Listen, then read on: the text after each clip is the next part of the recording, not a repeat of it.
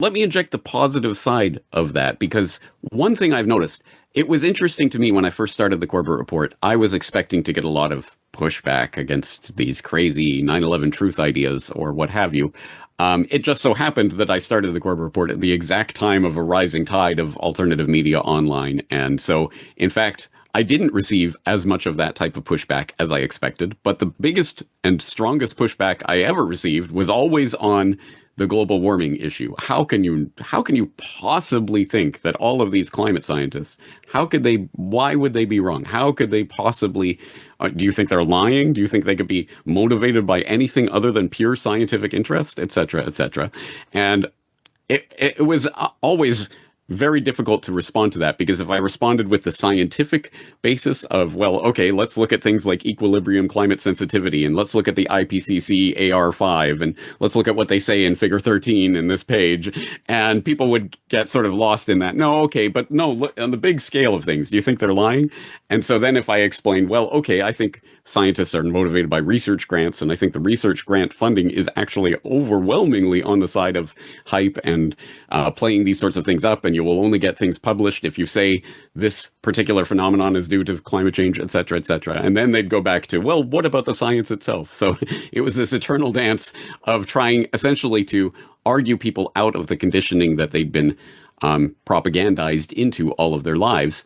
And that went on for many years. But I note that in the last few years, I have received a lot less pushback along those lines, because suddenly some people, at least people who are of the type who would question, for example, the government and what it has done over the course of, say, the scamdemic, are suddenly starting to realize, hey, you know what? I think maybe scientists can be motivated by something perhaps other than pure scientific rationality and interest. So I have noticed a bit of a change, and I even have received that feedback very specifically from a few people, one of whom apologized for the way he had talked to me several years ago, now realizing, oh, I think that some of these groups are motivated more by money and other such things. I didn't understand that at the time. So I think there is a change in public perception happening, and I would sincerely hope that that is enough. It would be very nice if it was enough to derail that technocratic mindset, because certainly people could be railroaded into such an idea of, oh, well, the technical experts, leave it to them. They know what's best. But I think that has been undermined by the fact that trust the science is now a punchline rather than the sort of the gotcha that they expected it would be.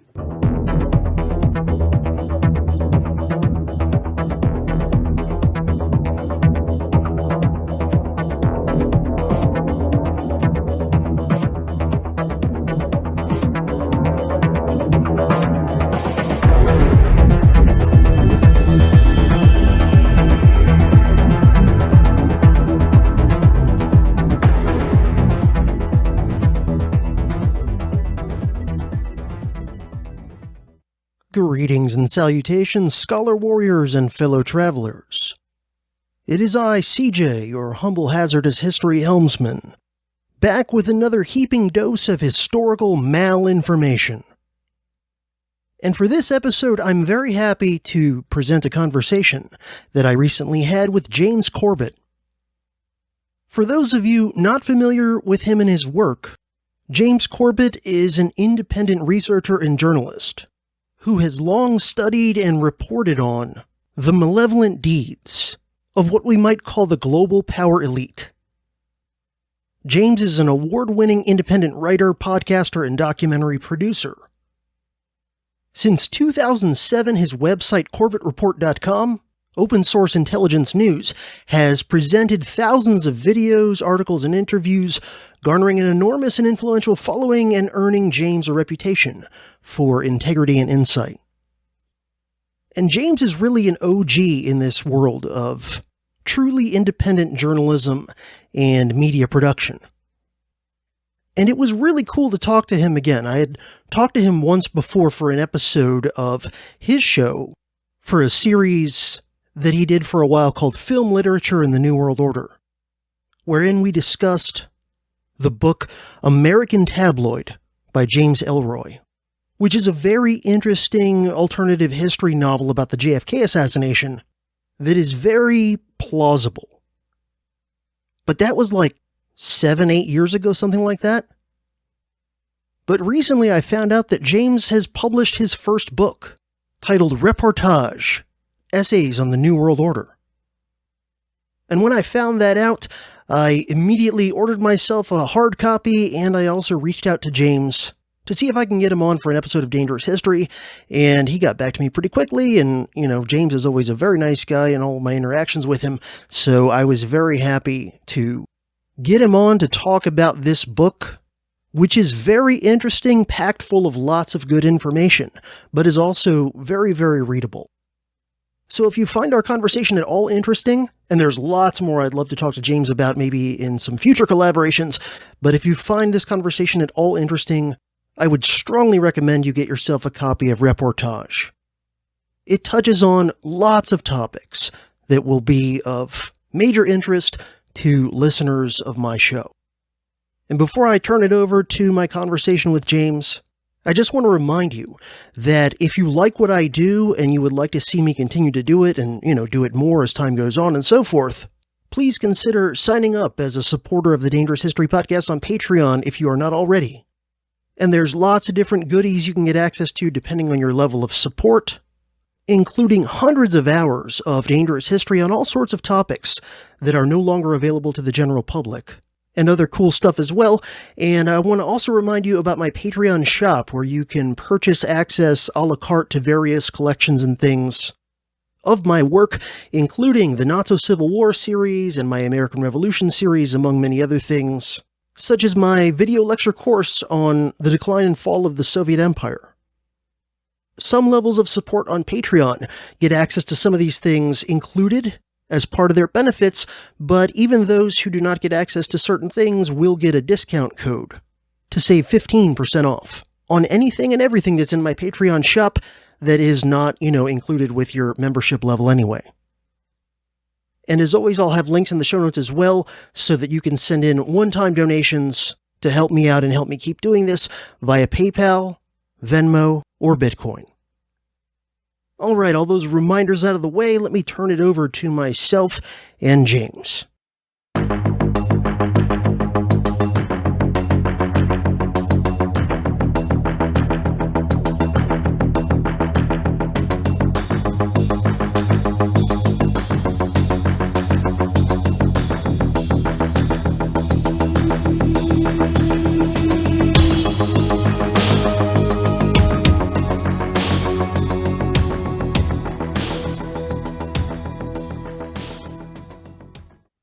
All right, James Corbett, welcome to the Dangerous History Podcast. Super happy to have you here. Kind of been a long time coming, but yeah, thanks for taking the time. No problem, CJ. Good to talk to you again. So, I was, kind of inspired to have you on by finding out that you have. It may not come up in my fake background doing weird things to me. But you have, just in the last, month or two, there's your copy not being destroyed by your fake background that you don't have. This book, Reportage, when was it published? Like a couple months ago? Yes, it was technically published in January. I think I let my listeners know about it in February. I'm going to have the book launch in May, so I'm kind of doing this all the wrong way, but it's my first book, first time I've ever published anything, so just learning the ropes. Yeah, well, congratulations. I still have not completed an entire book. I have, a handful of books that I've written chunks of, but I still am trying to overcome my ADD significantly enough to bang out an entire book. But my hat's off to you on that. And yeah, it's a very, very readable, well-written book. I think it's a good one to kind of give to people who are just sort of starting to use the old cliche, kind of get red pilled or whatever. And it's also very readable. It's almost like you went to school for writing at some point in the distant past. Indeed. Not only writing, but yes, I took creative writing in my university days and learned a thing or two about how to write interestingly, but hopefully also in a way that's straightforward and readable. It's been many years, actually, of trying to develop a style that is hopefully somewhat entertaining, but also to the point. And it's always a tightrope of that I'm walking with that. And interestingly, since this book was written over the course of 15 years, I think you can see the development of my writing style. The essays are not in chronological order, but I think you might be able to tell which ones were written later and which ones were written earlier by the sort of writing style. I'll let people come to their own conclusions and see, and they can ask me if they're right about the chronology of it. Yeah, so it's a collection of essays that are, on distinct topics, and some of them have a little bit different tone than others. Some are a little bit more humorous, and some are a little bit more serious. But they're unified kind of by this theme of the New World Order, this thing that goes by many names to many people. How would you just sort of summarize like what the book is and what you were trying to do with the book? Well, I mean, in a certain way, this is a bit self-serving because I, like yourself, perhaps I like to cover a lot of different subjects. The one thing I hate is having to concentrate on one tiny sliver of thing and become the world expert in that one tiny little area. I like to try to look at big picture and connect things. So the way to do that when writing a book is essays, and then the essays, yes, as you say, they're all under this sort of general theme. But I can go from topic to topic and cover many different things. So that's what I'm attempting to do. But yes, as the subtitle of the book, as Essays on the New World Order would suggest, they are all generally trying to articulate different facets of that New World Order, which I know, is a phrase with a lot of historical resonance, going back to Woodrow Wilson and H.G. Wells and people using it in the early part of the 20th century. And of course, it being used by Hitler and the Nazis in the 1930s and 40s and their New World Order quest, revivified by Bush after the end of the Cold War and the New World Order that was coming into view at that time. It's a phrase with a lot of historical resonance, and I think it encapsulates a lot of different aspects of the world that we find ourselves in. So, interestingly, although it is Essays on the New World Order, I do not actually use that phrase or define that phrase anywhere in the book. I like to think that every essay is contributing towards an understanding of what that means. Well, that was actually the next thing that I was going to ask you is because I kind of struggle, with giving very clear but concise definitions for these sorts of things, and really this thing, that we could call the New World Order or, a few other relevant labels for it. It's so complicated and multifaceted, and there's different levels within it, and there's also factions within it that don't always agree with each other. And there's often, one of the things that turns me off about some people's work in the kind of, for lack of a better term, conspiracy world, or, just alternative media and alternative history, is that some people seem to think that it's more monolithic than I think it really is, where they kind of have a view of it that it doesn't really change over time. And so kind of who the people are and what they're up to. I mean, it's different individuals because, people die and the next generation comes along, but like, they're pretty much the same now from what they were 100 years ago in terms of who they are and their ideas. Now, clearly there's continuity as well, but it's not static. And then even within like one given time period, there's factions and there's like, civil wars sort of going on within the elites at various points. So yeah, exactly. Do you have any? I agree very much with what you're saying there, because I call it the comic book conspiracy idea, that it's all this, it's a smoky room with 13 people sitting around a table, and they're writing the script for everyone on the planet, and everyone will follow. I mean, that is the cartoon sort of nonsense that leads people to very easily dismiss any sort of alternative recounting of history. Oh, that's just that silly comic book stuff. No, of course. These are people with complex interactions, with their own motivations for being at this table and for negotiating with others within these various groups, and sometimes working with certain groups and sometimes backstabbing each other, etc. Like any human enterprise, there's going to be a lot of back and forth in that regard. But there is historical continuity as well, as you point out. For example, and this is one that always gets me, is that when you look at the ranks of the British Eugenics Society, almost all of the main directors, at least for the first half of the 20th century, all of them were related to Darwin, Galton, Wedgwood, in that line somewhere. And I have a list in the book of some of the Leonard Darwin, obviously. Despite having no scientific degree or training, Charles Darwin's son, Leonard, succeeded Francis Galton, his half-cousin once removed, as the British Eugenics Society chairman from 1911 to 1928. John Maynard Keynes was president from 37 to 44. As you know, his younger brother married a granddaughter of Charles Darwin. Then there was Charles Galton Darwin, a prominent member of the British Eugenics Society, who was, of course, the grandson of Charles Darwin, and obviously named after Francis Galton, who was Darwin's cousin who invented eugenics, and Julian Huxley from 1959 to 1962. And, of course, we know about Huxley and being the grandson of T.H. Huxley, Darwin's bulldog. So, I mean, there is such obvious nepotism and connection going on, literal family matters, which I guess makes sense when you're talking about eugenicists, for example. Of course, they're going to keep it in the family as much as possible. That's the entire point. But yeah, so there are definitely groups and cliques and families and other things that we can point to, but absolutely there are factions. And some of the people that I would point to with regard to articulating that, of course, Carroll Quigley in Tragedy and Hope, and the Anglo-American establishment, he paints the picture, of course, of this group that comes together under, initially, of course, under Cecil Rhodes, but very quickly it starts to become Milner and Milner's kindergarten, and then the focus of power within that group starts to shift, and they have different ideas, and by the time you get to the 1930s, they're actually fighting with each other over appeasement and what side of that line they're on. So Carroll Quigley, for example, shows how groups like that can, yes, certainly wield power and certainly direct things, but it doesn't mean every single member is literally going to be on the exact same page of the exact same script.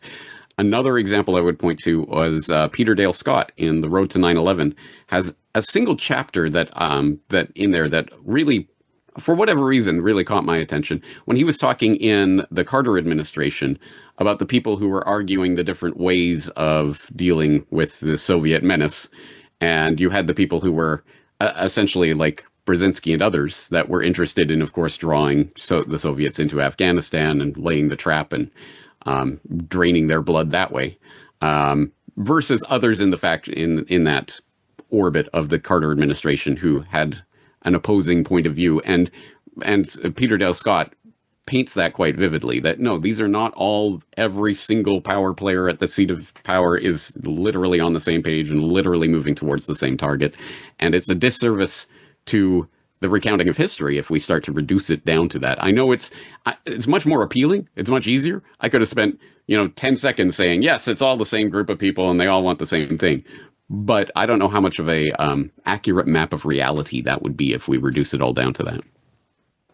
Yeah, I've often thought that, I could have saved myself. I've been doing my podcast for a little bit over a decade now. So, I'm still kind of a newbie compared to you. But, I could have saved myself a heck of a lot of time explaining things, a heck of a lot of research time, and probably built a bigger following faster if I didn't have like this compulsive need to actually delve into the accurate complexities and subtleties of what's really going on. Like, it's a lot easier to just have that simple comic book narrative because it's easier for people to glom onto, and it seems like a lot of times alternative media figures they'll build a bigger following faster if they jump onto some sort of heuristic simplified version of things. But since you brought up eugenics, and that was one of the essays in the book that I was the most interested in, just because of my background and what I've studied and covered and whatever. Give us the short version of the origin of eugenics and how it became like one of the centerpieces of the global elite's belief system. Right. Yes. It's an important history and one that we would do well to study in its greater context. And as we were talking about before we started recording, it's difficult to summarize this in a succinct way. And now I'm going to summarize my summary from the book. But essentially, it is important to put this in the broader historical context because eugenics, specifically under that name and under that title, developed in the late 19th century under Francis Galton. He was the one who coined the term and really got the ball rolling. And there was a group of gentlemen scientists in the late 19th century who were working towards the formulation of that idea and working that out. But I wouldn't say it was essentially a new idea in the late 19th century. I think there's certainly an historical continuity with, I put it in the framework of justifications for elite or elitist rule. And there has always been some sort of justification as to why the emperor or the pharaoh or the king has the right to rule over the masses of people. And that concept has evolved over time. And I think of it as iterations of the Matrix. The Matrix keeps rebooting because it has to get more and more refined, essentially, as a mechanism of control over the masses. So, of course, back in the day, just very simple, the pharaoh is literally God. And so that's why you better do what the pharaoh says, because he's literally a god. That started to morph as people became perhaps more skeptical as to the divinity of some of these rulers. And by the time you get, for example, the Chinese mandate of heaven is a different concept because the ruler will either enjoy the mandate of heaven, and in which case, okay, so rule is going good. But when things start to fall apart and bad things happen, he has lost the mandate of heaven. And then you have the civil wars and fighting for the new ruler. By the time you get to the European royalty, it's the divine right of kings. God has appointed this family to rule over you, etc. But by the time you get to the 19th century, I mean, come on, we've had the Enlightenment. We're now rational thinkers. There has to be some sort of scientific basis for this, and that's precisely why we start to see the formulation of this pseudo-scientific idea of eugenics, which is based on the idea, essentially, that there is some fundamental property that propagates from fathers and mothers down to their children that is inherently there are good genes and bad genes. Although interestingly, when eugenics was first coined, Mendelssohn had done his experiments on pea pods at that point, but they weren't well known at that point. So they didn't even really understand the mechanism of heredity at that time. They referred to protoplasm as just some sort of, I don't know, some sort of gunk that gets passed from generation to generation, whatever. You know, parents are like children. Children take after their parents. You get the idea. And based on essentially that, they started to decide, well, obviously, look at these wonderful families like, I don't know, the Darwins and the Galtons and the Wedgwoods and all of these wonderful scientists and smart thinkers who come out of these lines. It's because we have better genes and we're passing this along. And that's why we deserve to be in these positions of power and control and to have wealth. And people who are poor, you see these poor people tend to be, vagrants and itinerant workers. They can't keep a job. They're often criminals. Obviously, it's because they're genes. These are criminal genes, and they get passed along from generation to generation. Of course, completely excluding the social context of where these people are coming from and how they were raised and in what situation and what kind of hand up they got and the nepotism and all of that. Disregard all of that. No, it's just down to the genes. And unfortunately, the logic of such an idea is that, well, if we want to propagate the better kind of human being, we better make sure that the better kind of people have the best opportunities to have big flourishing families, and the poor and the criminals, we got to get rid of them from the gene pool. We've got to start to find ways to get rid of them. And sometimes, of course, that took the very literal turn in the United States with the sterilization laws that were then picked up and literally copied by the Nazis in Nazi Germany. That's where the Nazis got that idea. It was from America, after eugenics had been transplanted from Britain to America. So there's a long historical context of this, but essentially it comes down to the idea of how do we justify elite rule of a society? And I would say this is just the latest iteration of this for the enlightened scientific era. although I think even eugenics itself has developed over the course of the 20th century. I think it started to morph with the population, the overpopulation, fear-mongering of the 1960s. The budding environmental movement became all about carbon dioxide and finding ways to limit and ration carbon as a way of limiting the population. And I think in the 21st century, the new iteration of this is technocracy, that there are technical experts who deserve to rule over society. And it doesn't necessarily have to do with literal heredity of families, so much as it is people who have proven their mettle in, well, or elitist organizations of control. Yeah, whenever I'm talking about eugenics or just talking with somebody who seems to be taking the kind of technocratic stance of, trust the experts. If we could just put the experts in charge with no restrictions on their power, they could solve all of our problems and whatever.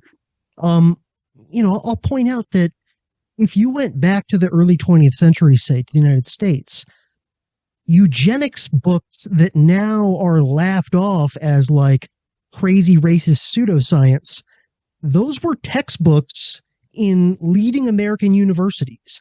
Those were being taught as like the scientific consensus, the science, with a capital S, at Harvard and Princeton and Yale and all these other places, Johns Hopkins. And usually the person who I'm speaking with or speaking to, there's somebody that if you just ask them about these ideas, hey, what do you think about racialist eugenics ideas and, sterilizing people against their will, all this, they'd be like, oh, that's horrible. Oh, that's a dark chapter in our history, whatever. And then they don't seem to want to make the mental connection of, yeah, but that was able to kind of do what it did and be as influential as it was precisely because of the same attitude of technocracy and trust the experts, trust the science. This is the objective, eternal truth. And, today's scientific truth is tomorrow's joke.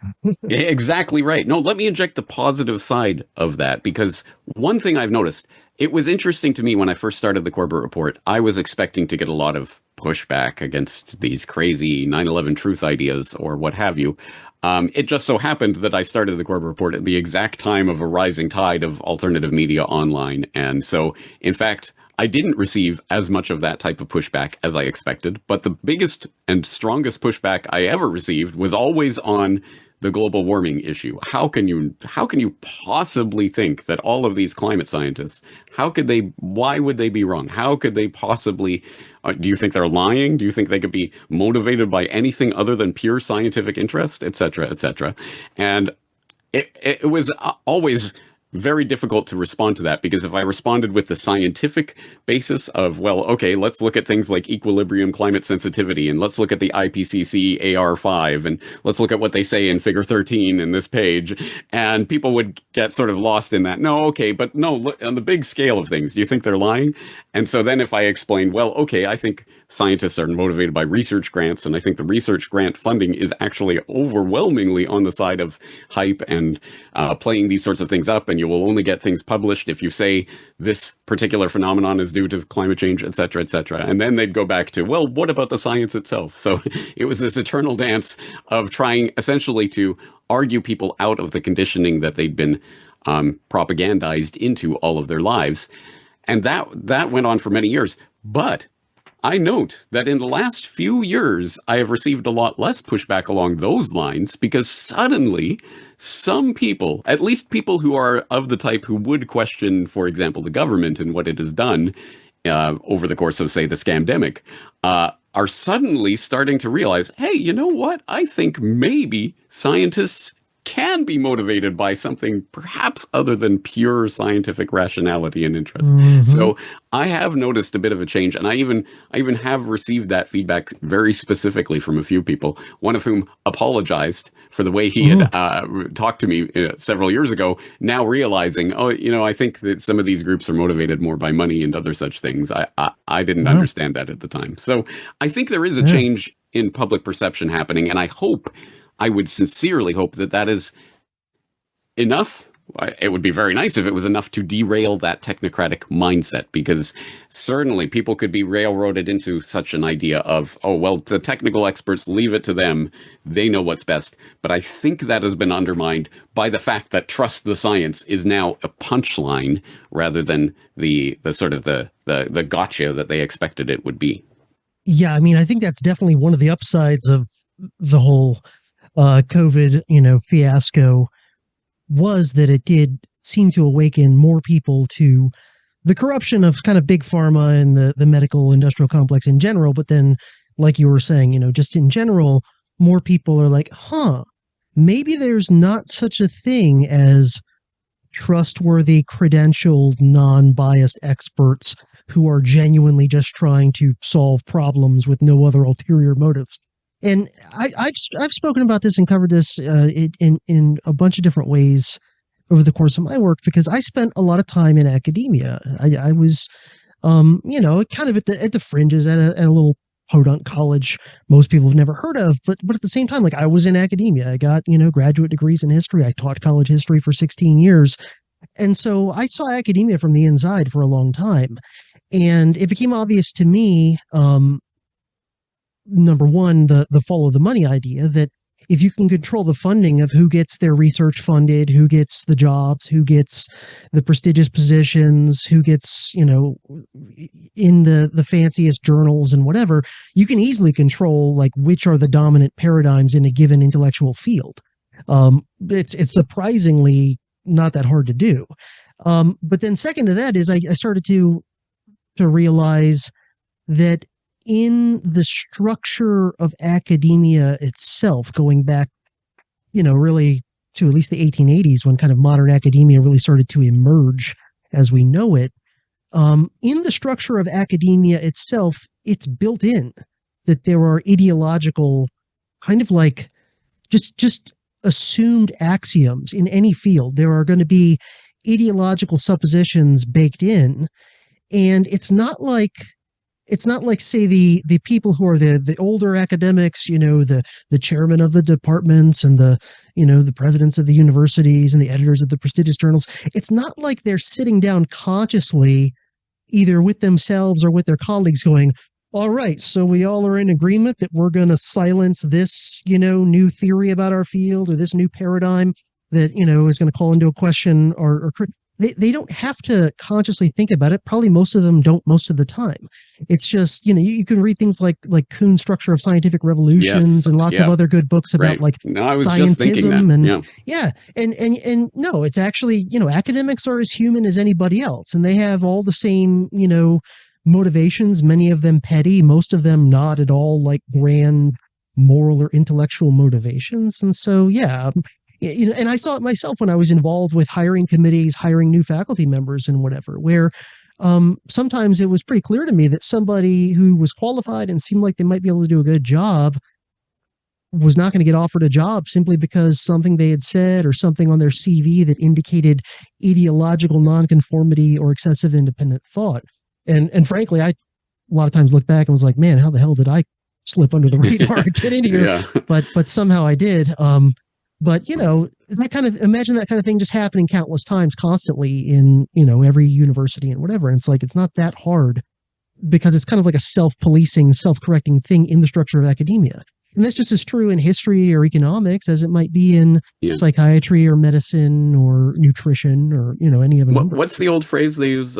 Scientific progress happens one funeral at a time.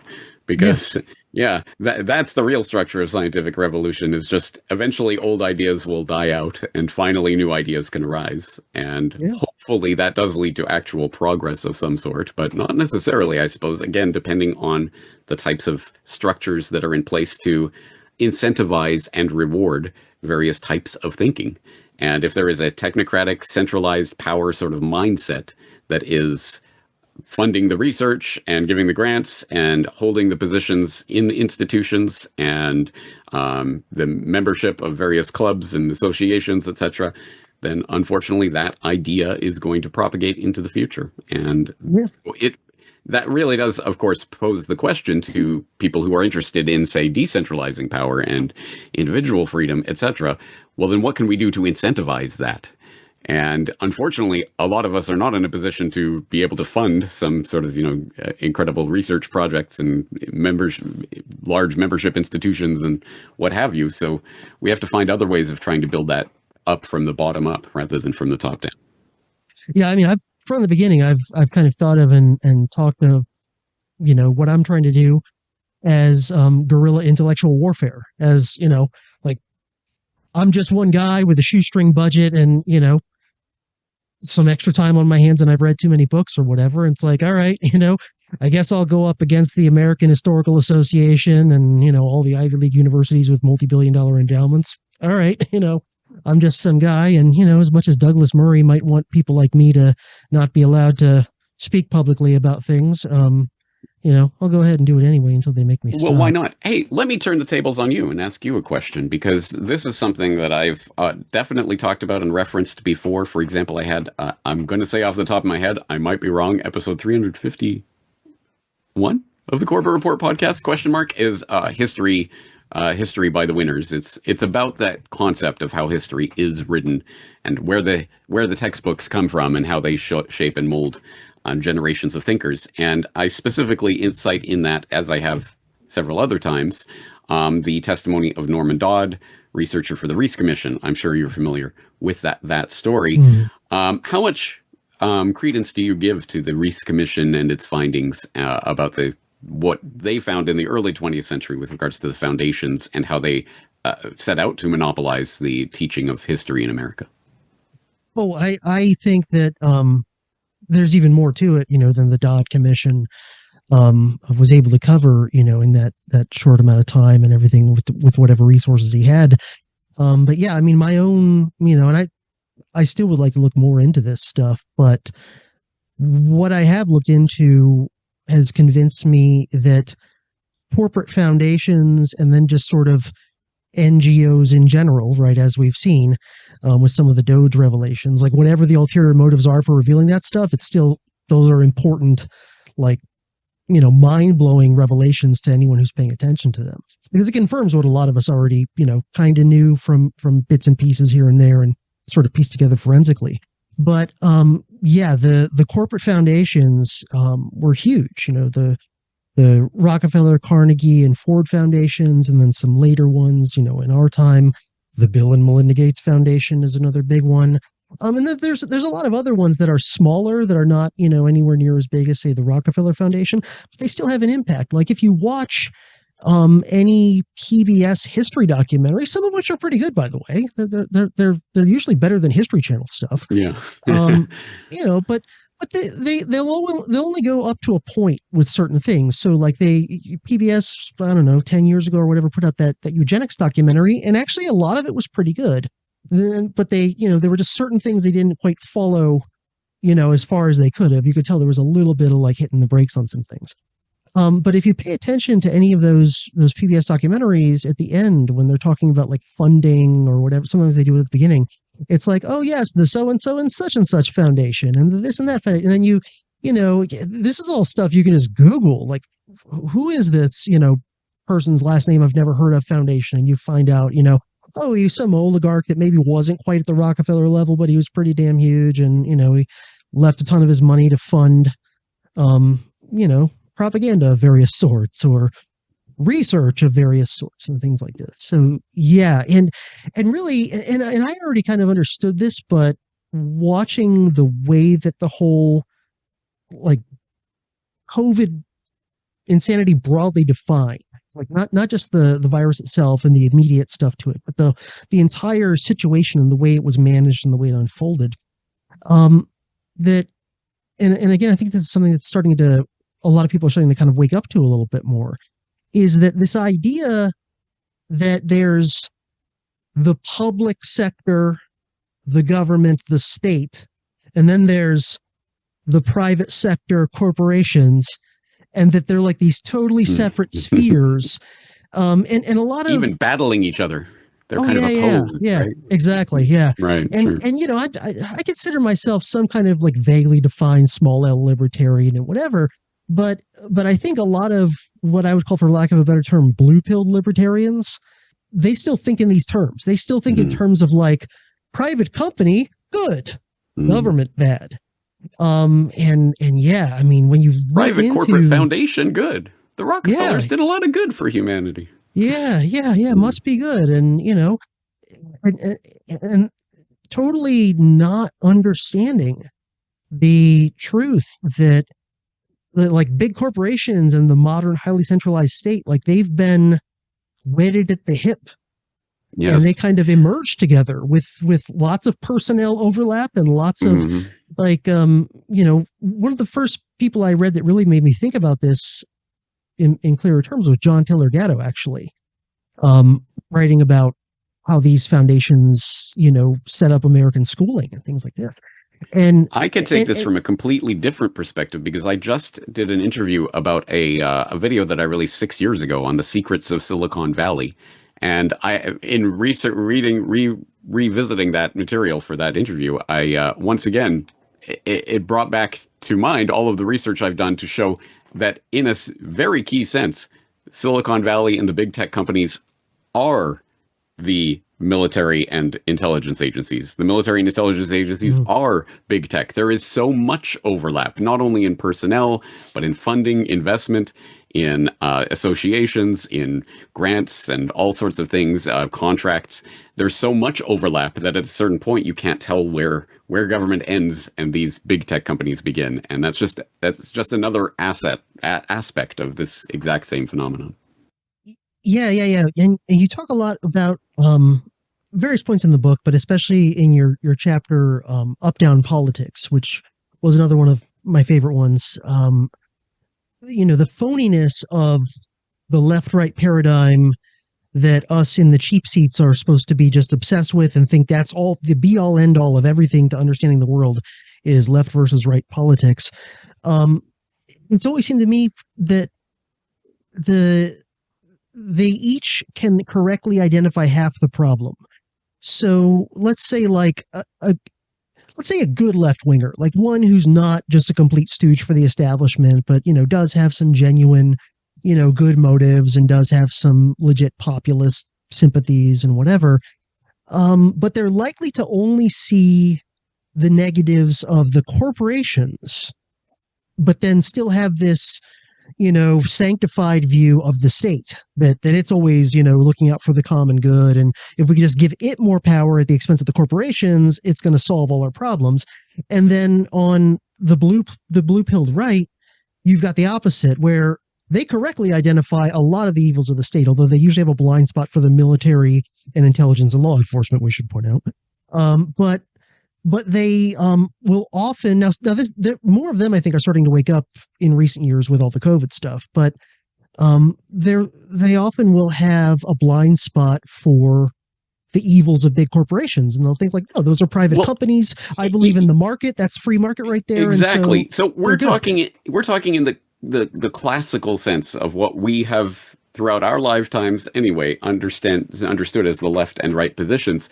But the fact that has changed, demonstrably, markedly changed, specifically in the past decade, actually points to an even deeper underlying phenomenon, because it's a point that James Evan Pilato, I do New World Next Week with him every week, he talks about it quite a bit.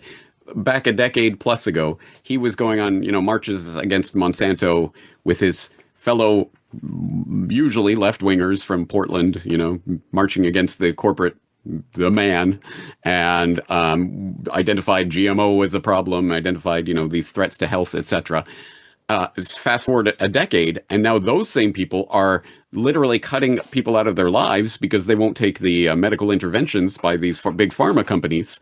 And these are the same people who say back in 2020, going into 2021, I don't know, I'd be very skeptical and hesitant to take a vaccine from this Trump administration.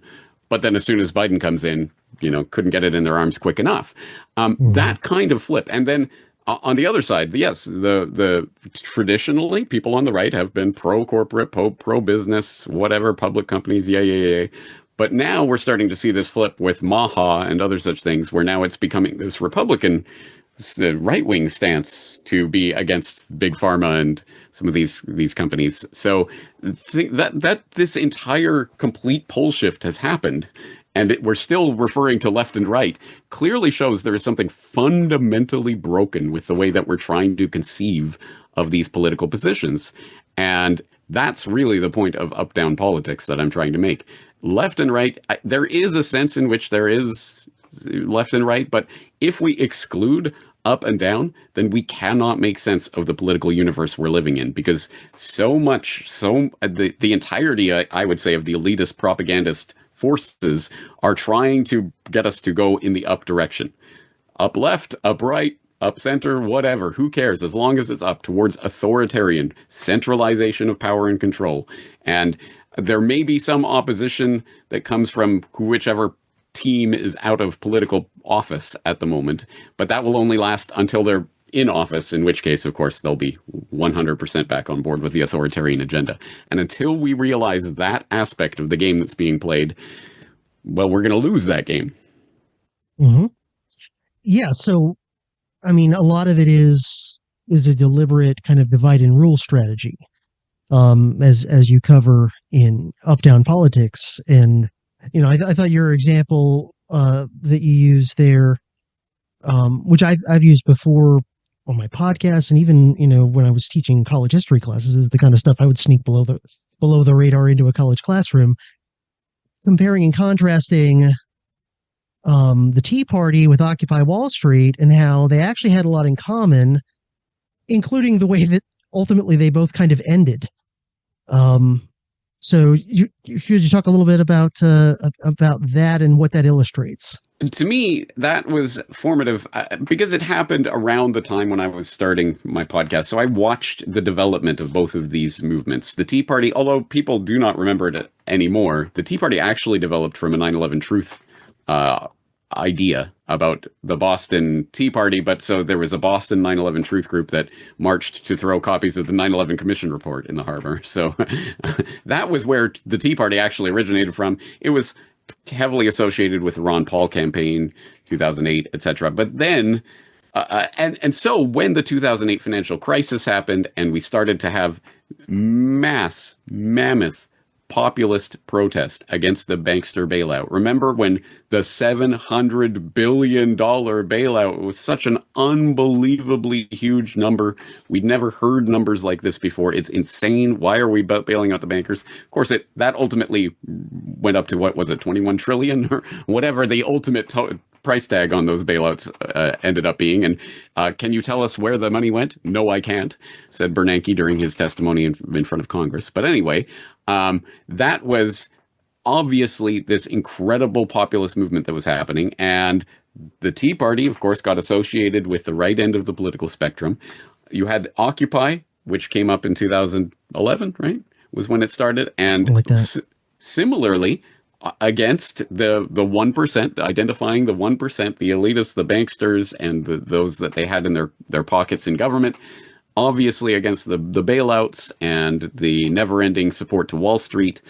And so there was definitely the kernel of both of these ideas was essentially the same idea, the same populist sentiment.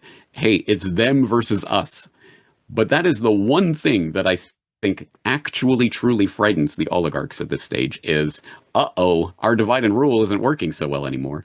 And I think, and I don't have the receipts on this yet. I need to do, I guess, a deep dive, true exploration of this. But I think that it is no coincidence that from the point at which Occupy and the Tea Party both got basically taken over by the mainstream political establishment and became Democrat and Republican, divide and rule once again. And from that point, the entire cultural political conversation has been centered around the culture wars. Now it is all about, what kind of bathroom you go to and all of those types of issues. Yeah. Now suddenly, where are we talking about banks and bankers and bailouts and all that kind of stuff? Who cares? Now it's all about the culture wars. And I think there must be some sort of relation as to how that conversation got seeded into the public consciousness.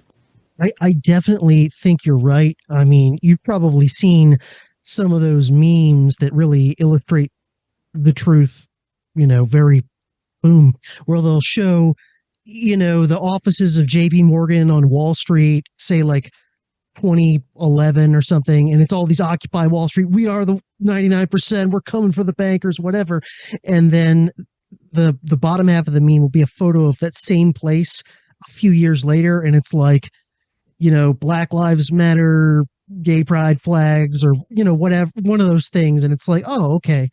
And it provided a basically free way for those horrible oligarchical corporations to get free virtue points. All they have to do is like put a pride flag out during Pride Month, and it's like, hey, forget that I'm taking people's homes and ripping people off and getting bailed out by your tax dollars. I've got a pride flag, so I'm on the progressive side of things.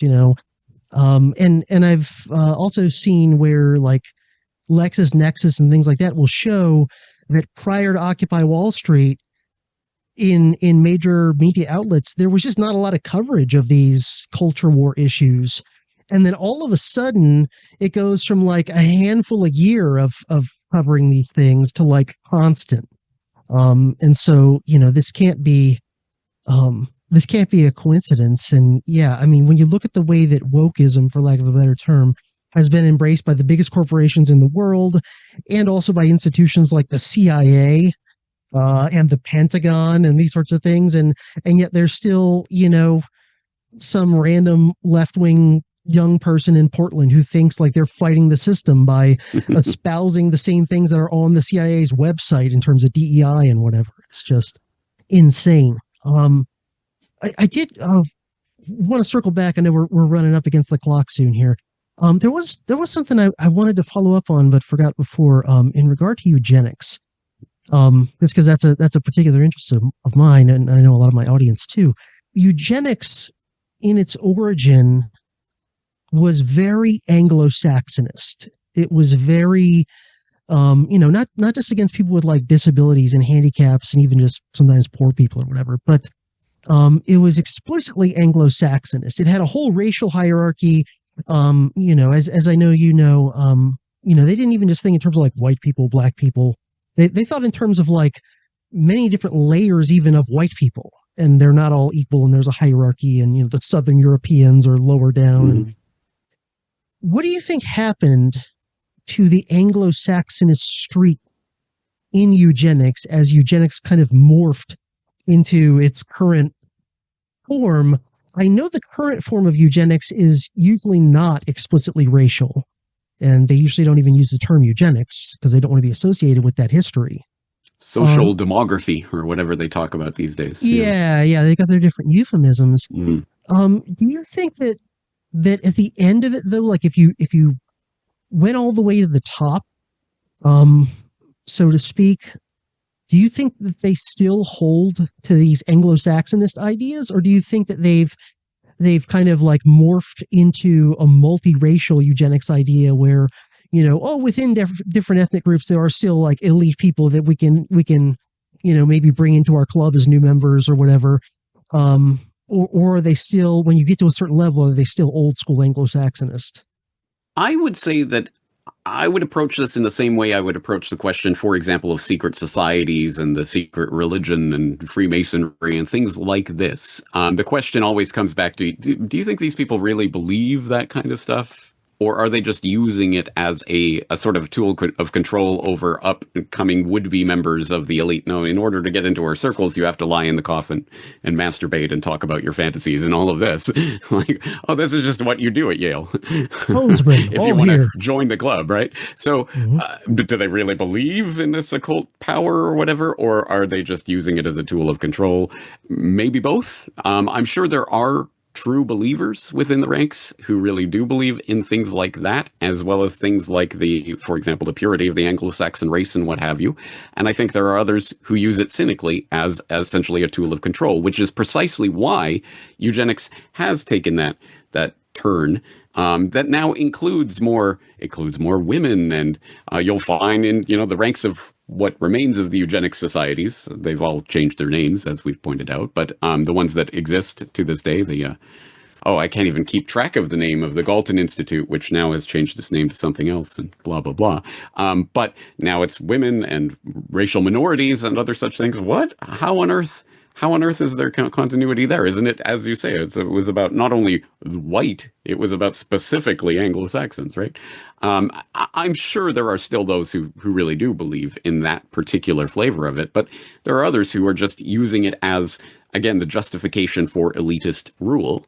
And in that sense, it may be more valuable to bring in some of these people who would otherwise be excluded from the circles, to bring them in to use them and employ their services. I mean, I don't know, like a Brzezinski or people like this are not necessarily part of that clique that would be part of the inner eugenics circles, but maybe usable by people of that sort who need someone like that as the middleman gopher. And so you're not going to exclude people who wouldn't be part of the inner circle.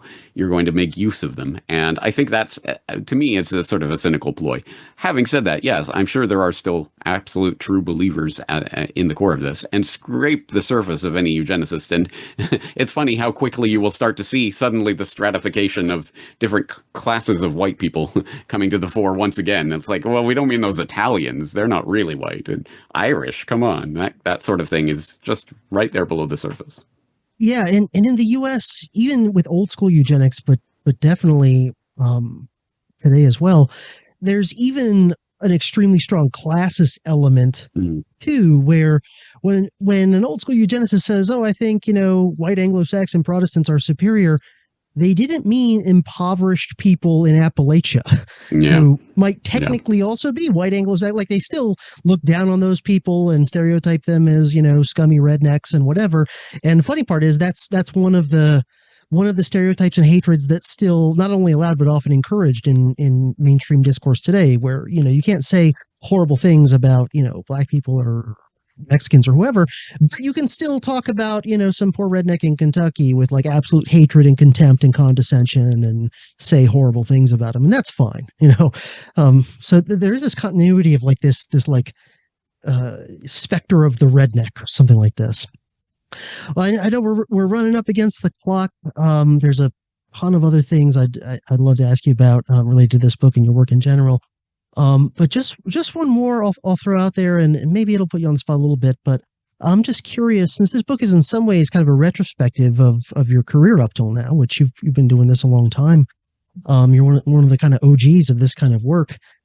Can you think of anything like significant issues or phenomena that you've studied, or things where your take on it, your understanding of it, how you think about it, has changed significantly from when you were starting the Corbett Report in your early years to now? Is there anything where you look back and like, I'm totally different in how I view that?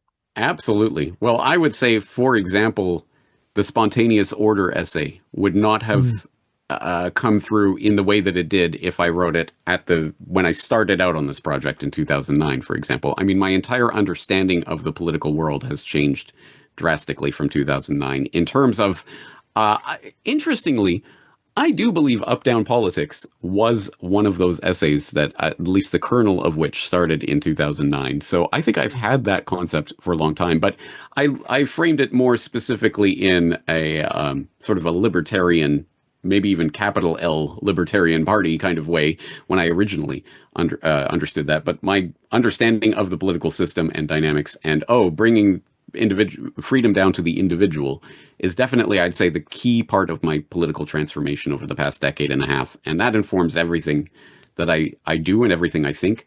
As I say in, I think, the foreword to this book, back in 2009, I was apt to tell people to, write their member of parliament and, be part of the political process. Vote third party, guys. That's how we're going to get out of this mess. I would not advocate for that as a solution, at least as a thoroughgoing solution to our problems today, because I realize it's much deeper than that. And the political process itself, the political system itself, the idea of political authority itself is inherently illegitimate. And until we completely reject that idea, I don't think we're going to escape some of these problems. So that is, I would say, the biggest issue on which I've had a very, very drastic sea change of opinion. On every other issue, certainly my understanding, I would say, has grown over the past 15 years of research, but my perspective has completely changed on the political issue in particular. Cool. Oh, well, I'd love to keep talking with you, but I know you've got to run, go do another show or what have you, and so yeah. But I really appreciate you taking the time to talk with me today. Kind of an honor. You're one of the sort of OGs in this world that I'm kind of like a middle G in now at this point, I guess. But the book is Reportage, very much worth reading. Highly recommend it. And anyone who's not familiar with James, check him out. Corbett Report, CorbettReport.com, all that good stuff. James, thanks for talking with me today. Thank you, CJ. I always appreciate it. Let's do it again. All right. Thanks for listening. And thanks again to James for making the time to talk with me. And just one more reminder that if you like what I do and would like to get access to hundreds of hours of additional material that I've done in the almost 11 years I've been doing Dangerous History, while also helping me to pay the bills and, keep Dangerous History a viable concern, go to patreon.com/PROFCJ. That's patreon.com/ProfCJ. Sign up as a monthly